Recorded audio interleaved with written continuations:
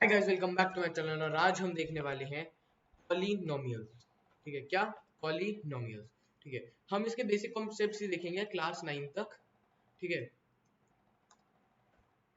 ठीक है। और स्वागत है आपका वॉयज ऑफ मैथ्स। ठीक है, तो हम सबसे पहले देखते हैं पॉलिनोमियल्स की कुछ बेसिक डेफिनेशंस जो उसके अंडर आती हैं। अलजेब्रिक एक्सप्रेशन, मैं वापस से कलर चेंज कर लेता हूं, वो पे आ रहे थे। अलजेब्रिक एक्सप्रेशन, ठीक है, एन एक्सप्रेशन और अलजेब्रिक एक्सप्रेशन। ठीक है, इसको एक्सप्रेशन कम बोलते हैं लेकिन ज्यादातर अलजेब्रिक एक्सप्रेशन ही बोलते हैं। ठीक है, अलजेब्रिक एक्सप्रेशन।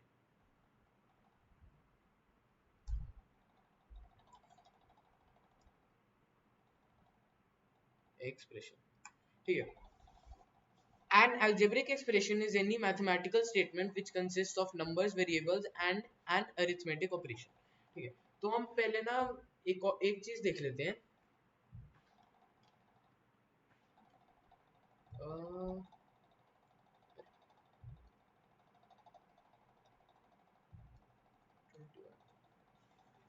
ठीक है, सबसे पहले हम देखते हैं वेरिएबल। मैंने कुछ कुछ डेफिनेशंस यूज करी है यहाँ पर। वेरिएबल्स, तो वेरिएबल्स क्या होते हैं? वेरिएबल्स होते हैं कोई भी value, any value which can simply vary, which can vary. ठीक है, कांस्टेंट है,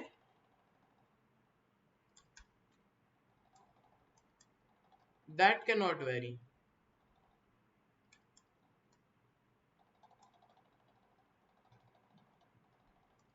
that can not vary, simple सी बात है।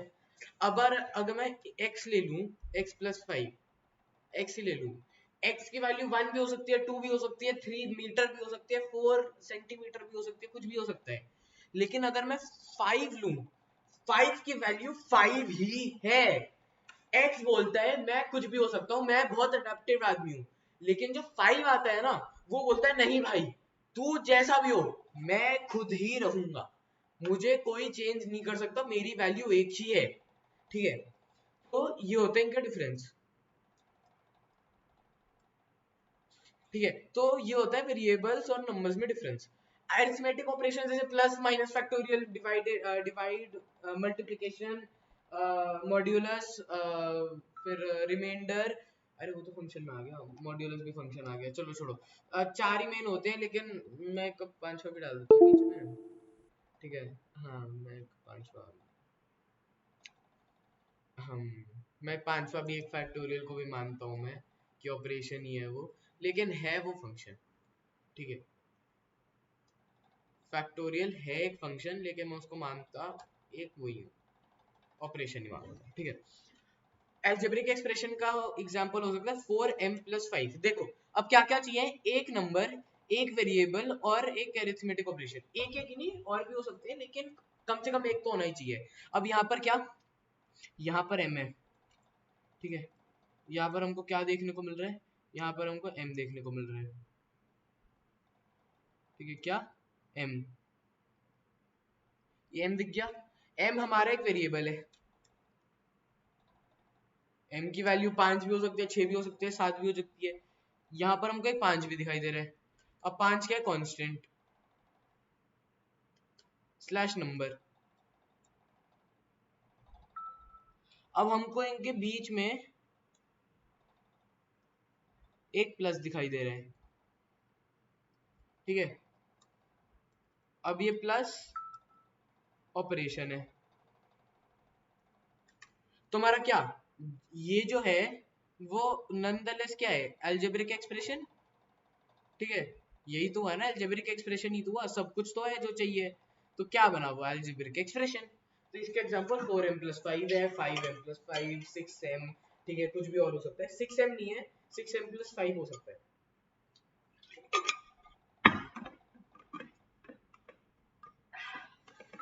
एक minute,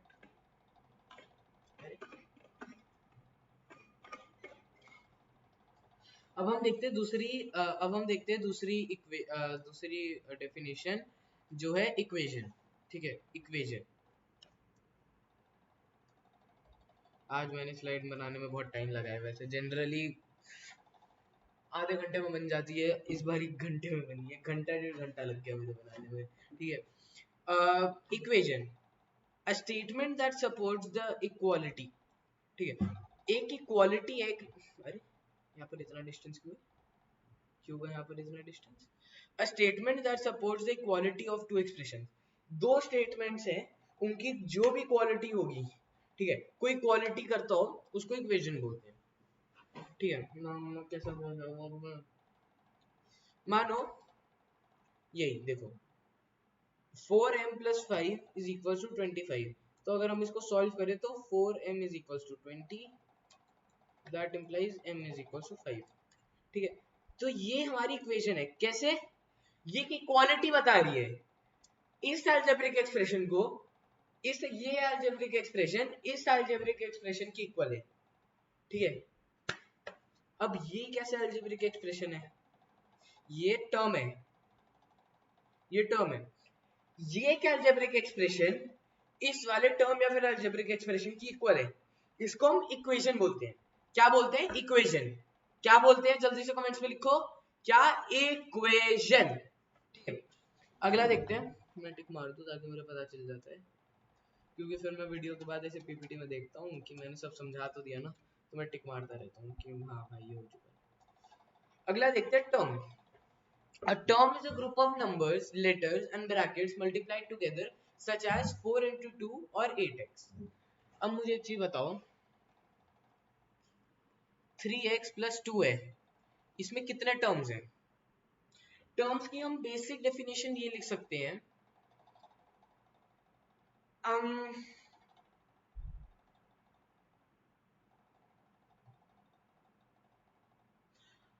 a variable and a constant when divided by when is separated by addition or subtraction operation is called a term। क्या, एक variable को जब एक कांस्टेंट के साथ प्लस या फिर माइनस सेपरेट करता है तब उन दोनों को हम टर्म्स बोलते हैं। तो यहाँ पर दो टर्म्स हैं, एक तो 3x हो गया और एक 2 हो गया। ठीक है, गर्मी आ गई, पानी प्यास तो बहुत लग रही है। ठीक है, समझ गए। जैसे 4 into 2 है, ये अब दो टर्म्स नहीं है, इसको सिंप्लीफाई कर सकते हैं हम 8 में। इसको सिंप्लीफाई नहीं कर सकते, हमको नंबर ऑफ टर्म्स निकालने से पहले हमको सबसे पहले उसको सिंप्लीफाई करना है। अब मैं बोलूं, एक मिनट,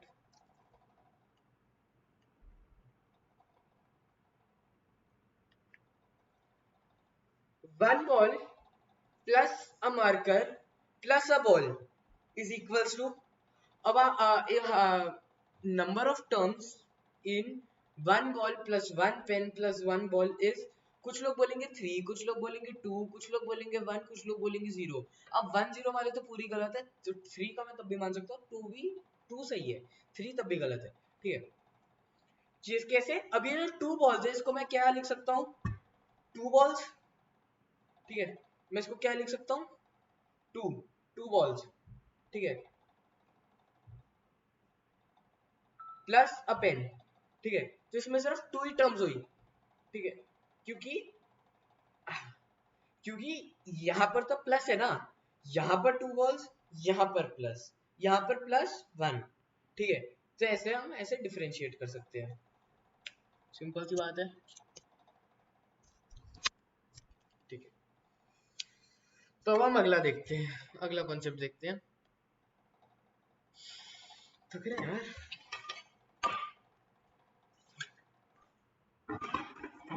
ठीक है, हम टर्म समझ गए, हम एक्सप्रेशन समझ गए, अब हम देखते हैं वेरिएबल। अब variable is a symbol representing, मैं आपको यार, चलो वेरिएबल तो मैंने आपको बता दिया, कांस्टेंट भी मैंने आपको बता ही दिया था, कांस्टेंट भी हो गया। Coefficient, coefficient is a number in front of variable and its function is that it multiplies the variable, for example 12 by 12 is the quotient। अब जैसे यहाँ पर मैंने 3x के एग्जांपल दिया था, 3x में अगर मैं इसको स्प्लिट करूं 3x plus 2 को, ठीक है, तो ये एक अलजेब्रिक एक्सप्रेशन बनता है। मैं ए ही लिख रहा हूँ, यहाँ पर जगह नहीं है लिखने की, ठीक है। तो इसको अगर मैं स्प्लिट डाउन करता हूँ तो ये हमारा वेरिएबल बनता है एक्स,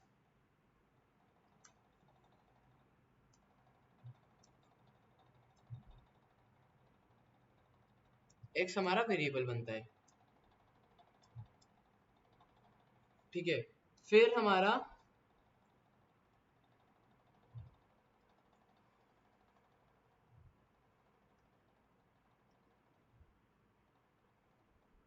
एक मिनट,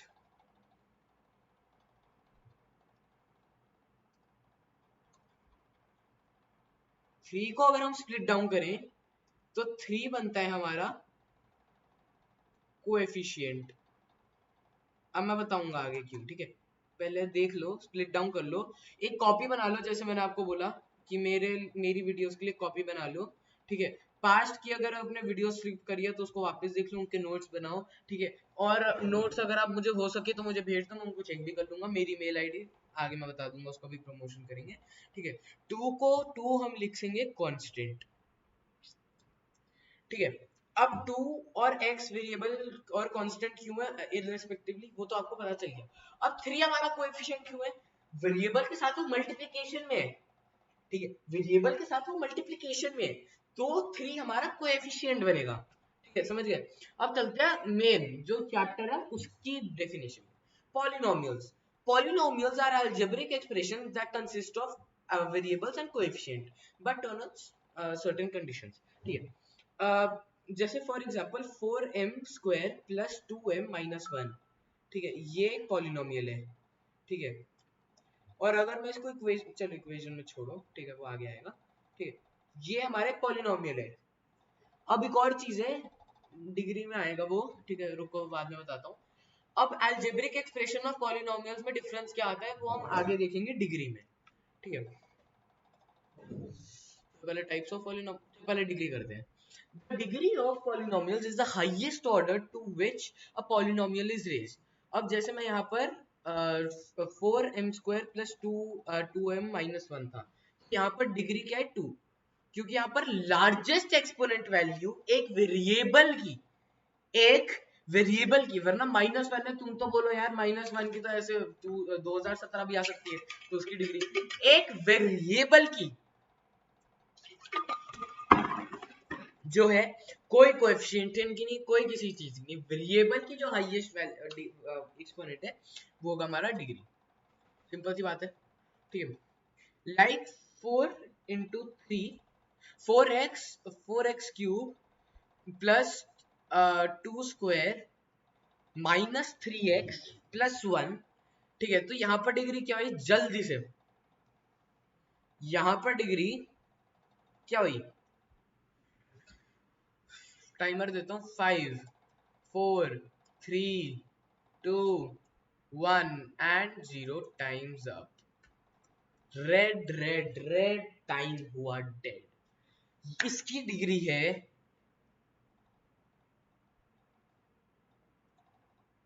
इसकी डिग्री है 3। क्यों, क्योंकि 4x क्यूब हमारे में जो वेरिएबल की एक्सपोनेंट वैल्यू है वो 3 है, और वो लार्जेस्ट डिजिट है, लार्जेस्ट एक्सपोनेंट है, तो वो होगा। अब हम देखते हैं कि एक्सप्रेशन और पॉलिनोमियल्स में क्या डिफरेंस होता है। एक्सप्रेशन में ना exponential value, exponential values,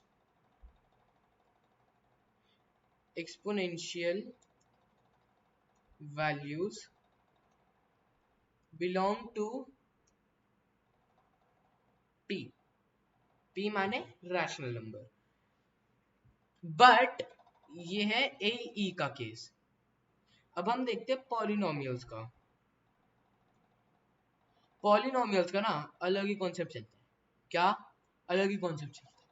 polynomials में exponential value needs to be, need to belong to an integer, whether it be positive integer, whether it be negative integer, whether it be zero, सानू फर्क नहीं पैंदा, हमको चाहिए integer, ठीक है, हमको बस चाहिए इंटीजर पॉलिनोमियल्स के अंदर। तो क्या, root x plus 2 does not belongs to polynomials, but belongs to algebraic expression. ठीक है, तो सिंपल सी बात है। अब हम देखते हैं types of polynomial. Monomial has only one term. हमने टर्म पढ़ चुके, मैं वापस नहीं पढ़ाने वाला। अब अगर डाउट है तो पढ़ा दूंगा, चलो ठीक है, इतना तरस खा लूंगा। A monomial has only one term, fine fine. A binomial has only two terms, ठीक है, -3x²। अगर मैं लिखूं -3x² + 2 तो वह एक बाइनोमियल होगा। Trinomial has only three terms, -3²। अगर मैं लिखूं -3² + 2 + 3x, तो ये होगा ट्राइनोमियल। चलो अब मैं थोड़ा एक क्वेश्चन देता हूं।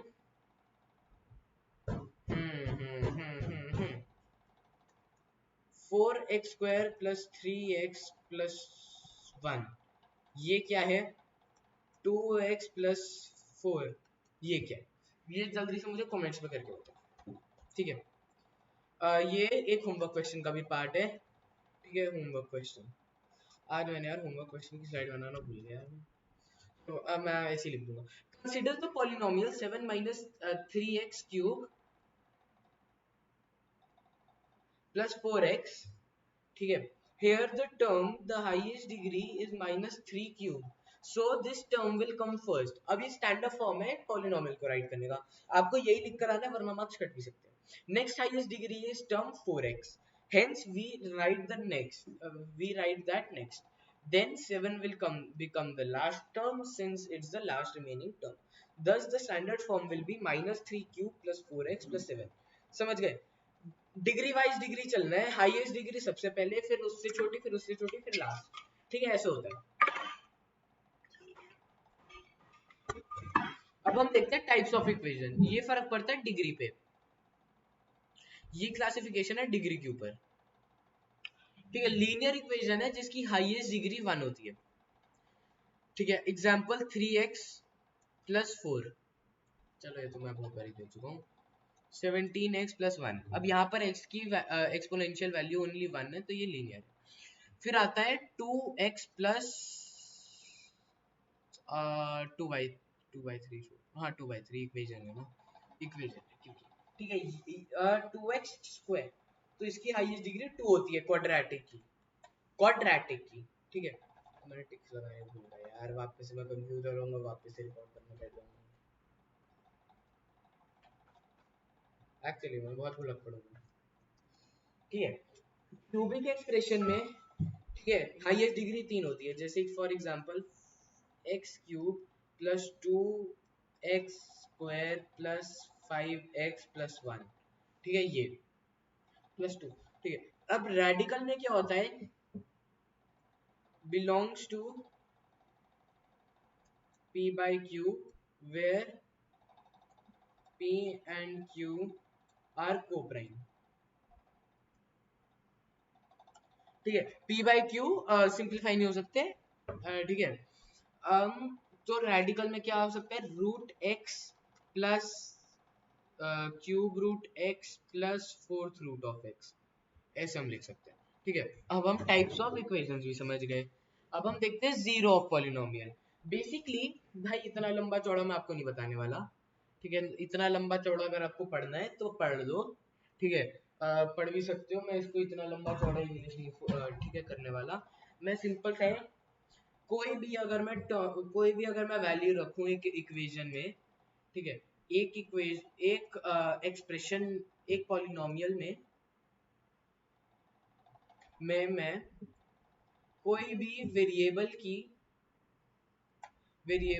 वैल्यू, अगर कोई भी वेरिएबल की वैल्यू रखूं और जिस वैल्यू से पूरा पॉलिनोमियल, क्या पूरा पॉलिनोमियल अगर जीरो बनता है, तो हमारा जीरो ऑफ द पॉलिनोमियल वो वाली वैल्यू है।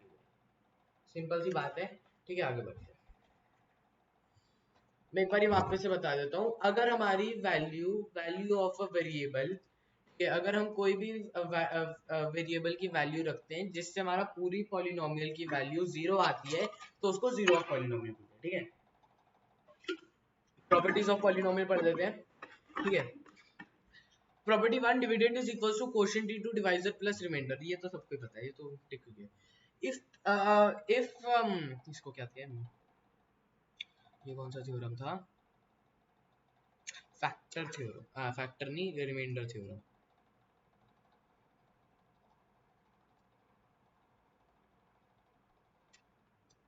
ऐसा करो, रिमाइंडर थ्योरम और फैक्टर थ्योरम अभी छोड़ दो, मैं इसकी एक और वीडियो इस डिवोट करूंगा इसके ऊपर पूरा।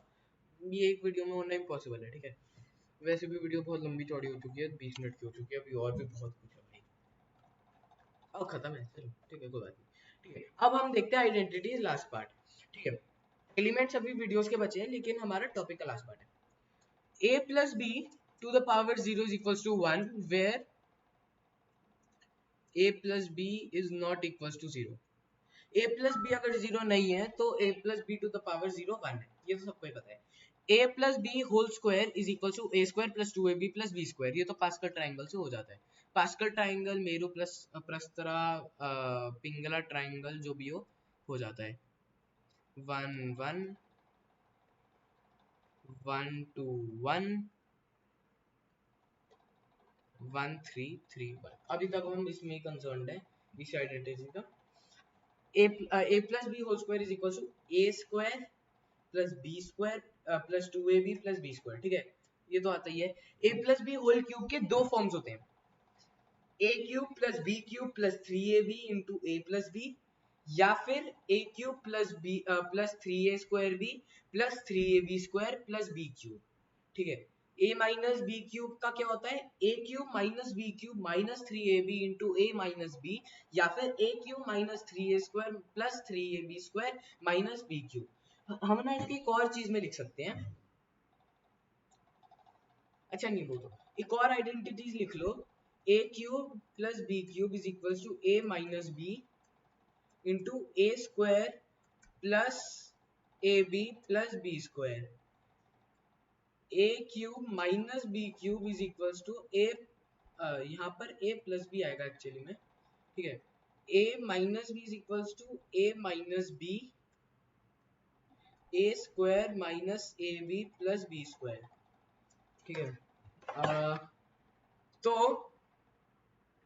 मैं आपको जल्दी से, मैं 15 सेकंड का आपको टाइम दे रहा हूँ, जल्दी से मुझे इन दोनों के ऐसे दो फॉर्म बताओ जिनको मैं ये और इसको यूज करके ये कर सकता हूँ, ये वाली आइडेंटिटी ला सकता हूँ। जल्दी से 15 सेकंड दे रहा हूँ मैं।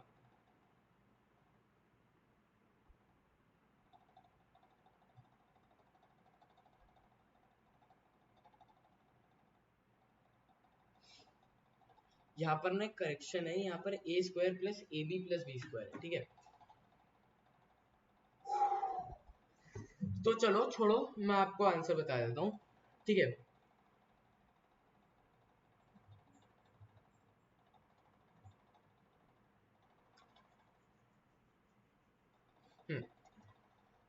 ए cube plus b cube is equals to a plus b whole cube minus 3ab a plus b, क्योंकि हम इसको खोलेंगे तो ये आएगा, minus 3ab a plus B कर दिया तो ऐसे कट जाएगा, और बचा क्या है ये, ठीक है। अब वैसे ही a cube minus b cube को हम लिख सकते हैं a minus b whole cube plus 3ab a plus b, ठीक है। क्या ऐसे ही कट जाएगा और बचा ये, ठीक है। अब चलते हैं हमारे answers of to my past community post, ठीक है। मैंने कम्युनिटी पोस्ट डाली थी एनालॉगी की, इस वीडियो अपलोड होने के साथ ही और आ जाएंगी। तो अब हम देखते हैं उसके आंसर्स क्या थे, ठीक है। बहुत लोगों ने सही करे, 87% ने सही करे, बहुत बढ़िया, ठीक है। I appreciate it. S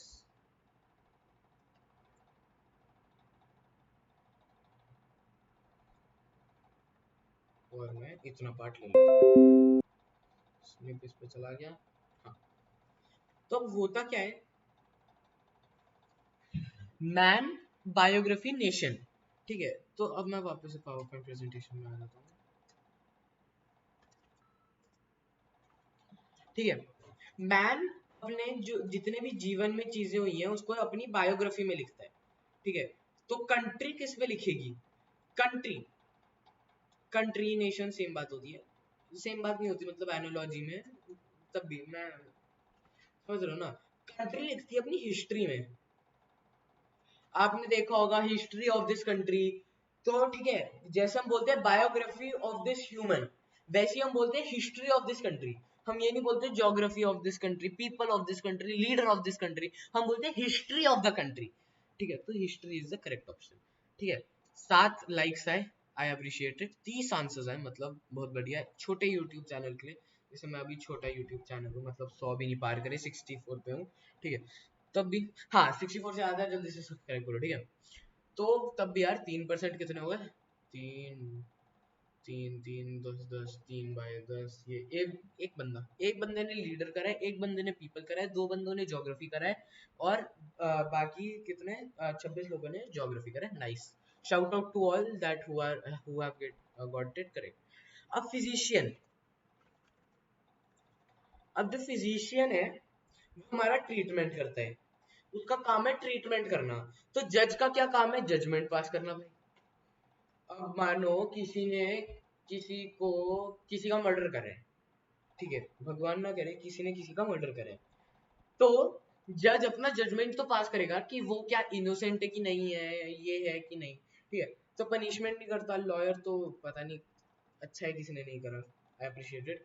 court, court वहां पर वो बैठता है। अगर मैंने बोला होता फिजिशियन हॉस्पिटल, तो जज कोर्ट आता। अगर मैं बोलता फिजिशियन पनिशमेंट, तो किसी भी एस्पेक्ट से नहीं होगा। ठीक है, इतना तो मैं बोल सकता हूँ। फिर आता है कैंडल वैक्स, कैंडल वैक्स। अब कैंडल किससे बनती है, candle is made up of wax, hence paper is made up of pulp.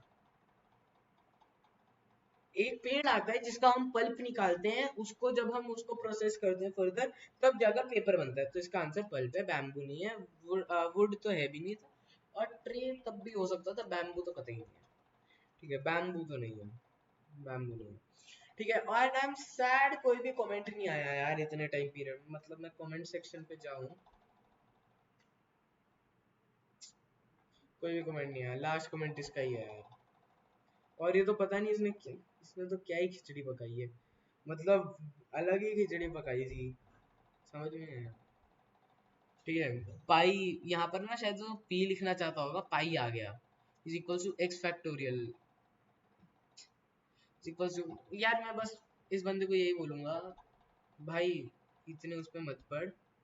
ठीक है भाई, इसने मतलब 585 वीडियोस करी और इसने सब्सक्राइबर बहुत कम है भाई, लिटरली 585 भाई मजाक नहीं है, 585 बहुत होती है। लेकिन इसने बहुत देर से डाला डाला नहीं है। ठीक है, तो बस मैं इतना ही बोलूंगा कि नहीं, तुम्हारा आंसर रॉन्ग है। ठीक है, संभाल लो अपने आंसर को, ये नहीं है। अब ये क्या थंबनेल है, अरे भाई चलो ठीक है, कोई बात नहीं, शाउट आउट। ठीक है, कोई बात नहीं।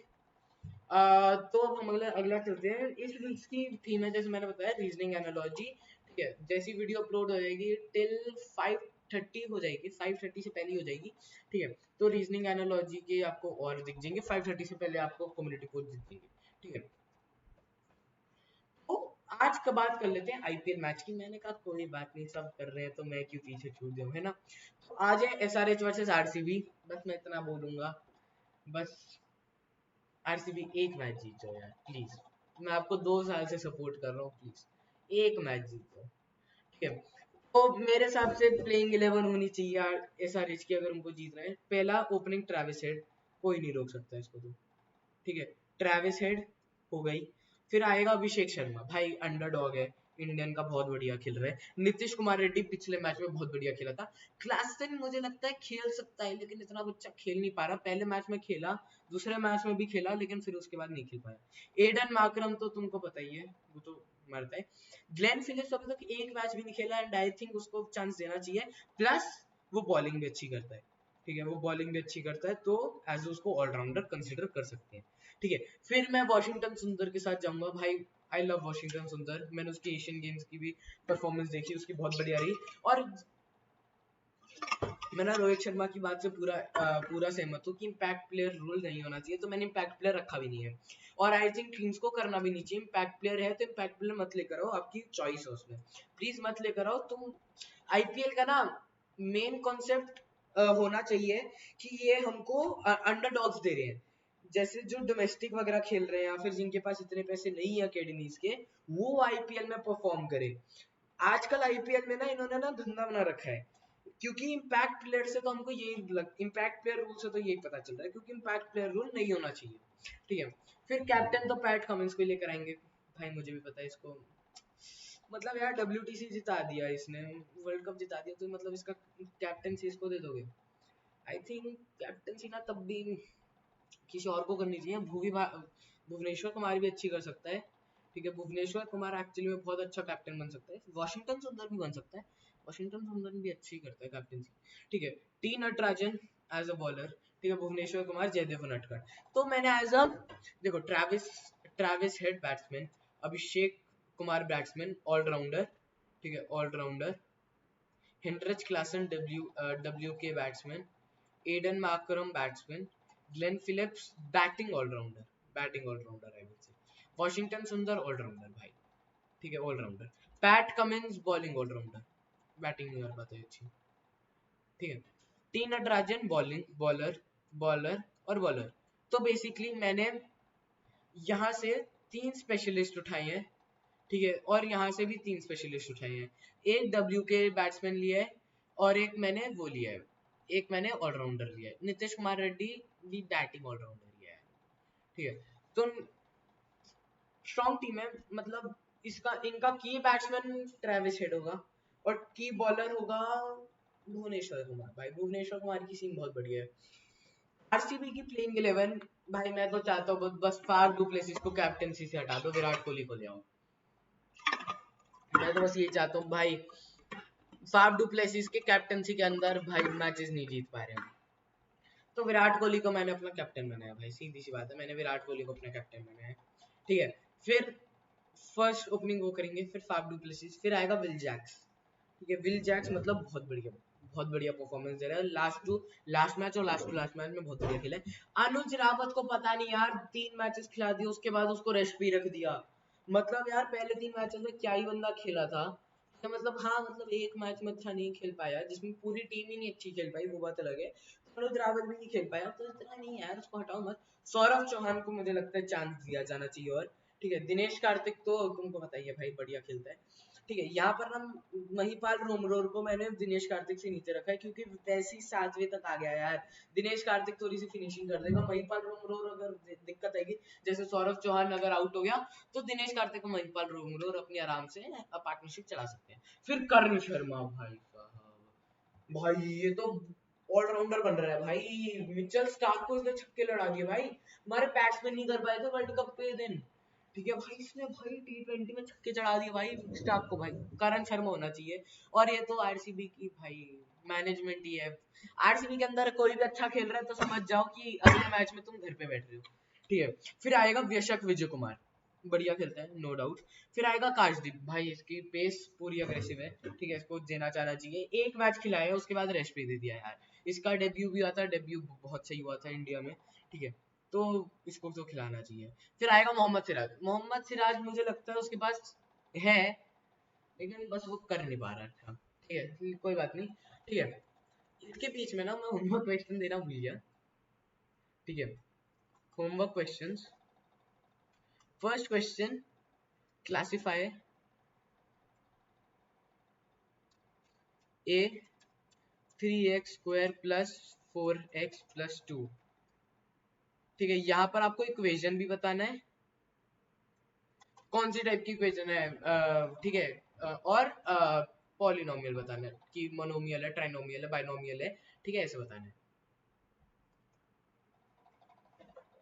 बी है 2x², सी है 42x³ प्लस 1, डी है √x plus x³ whole fourth root, ठीक है, और यहाँ पर 1/2, मतलब स्क्वायर रूट ही चढ़ा दो, इसका होल स्क्वायर रूट,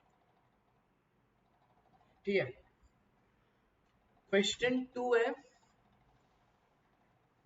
और क्या क्या पढ़ा है,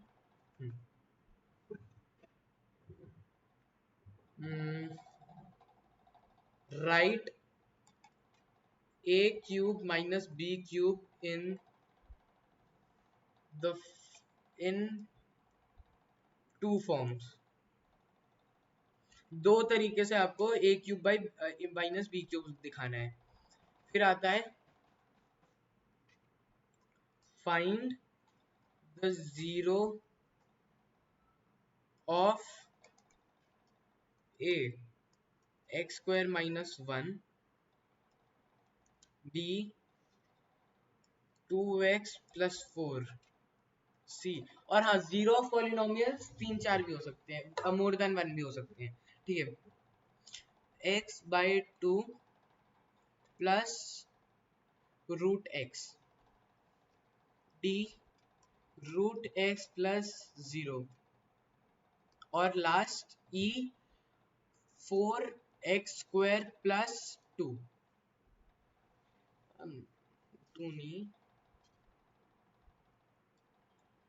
16, ठीक है। आपको इनके आंसर देने हैं, आपको इनके आंसर देने हैं, यहाँ पर माइनस है, ठीक है, आपको इनके आंसर देने हैं, ठीक है। तो ओ यस, मैं एक और चीज बताना भूल गया, आपके साथ एक और चीज शेयर करनी है। आपके सपोर्ट से एक चीज पॉसिबल हो पाई है, मेरे 64 सब्सक्राइबर हो चुके हैं, हमने एक स्टैक सब्सक्राइबर गेन करनी है, थैंक यू फॉर दैट, ठीक है। हमारा नेक्स्ट टारगेट है पूरी सेंचुरी मारना, और हमारा प्रोग्रेस अच्छी चल रही है, मतलब मैं देख रहा हूँ पर डे एक सब्सक्राइबर बढ़ रहा है, और कभी बार तो 2 सब्सक्राइबर भी बढ़ रहे हैं यार, मतलब सही में थैंक्स फॉर द सपोर्ट, आगे सपोर्ट दिखाते रहो, मिलते हैं नेक्स्ट वीडियो में, टिल देन बाय।